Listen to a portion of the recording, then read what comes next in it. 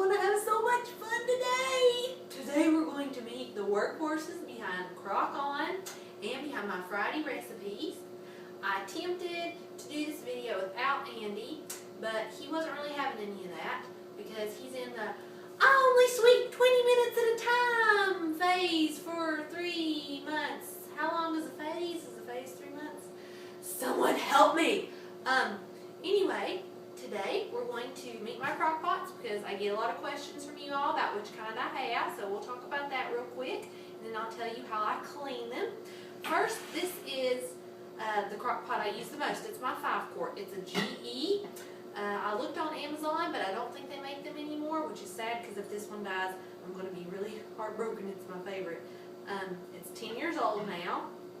I've been married for 10 years. Ah! It's been a wonderful 10 years. I love you, honey. It has this nice rubber band that slips on the handles and pops over on the other side. If I can do this with a baby. Oh. See? So I can carry this when I go somewhere. It also has a thermal tote I can sit it down in so it can stay hot if I take it to church. But here's a big tip. If your crock pot doesn't have one of these, you can just use a really nice sturdy rubber band. The kind like they sell to go around the trash can that keeps the bag from popping off. I've seen those at the Dollar Tree and stuff like that. So this is my GE. This is my other crock pot that actually is 3-in-1.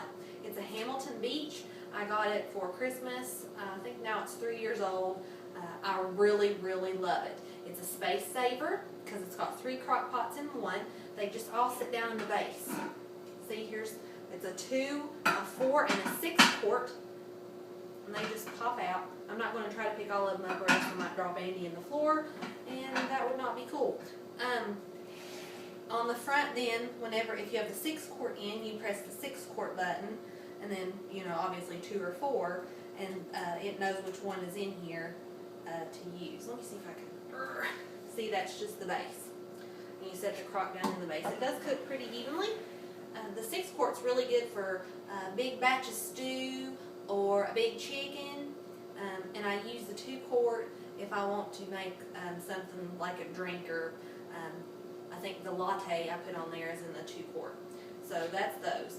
I don't like crock pots with all the digital doodad hickeys on them because I'm just an analog kind of girl.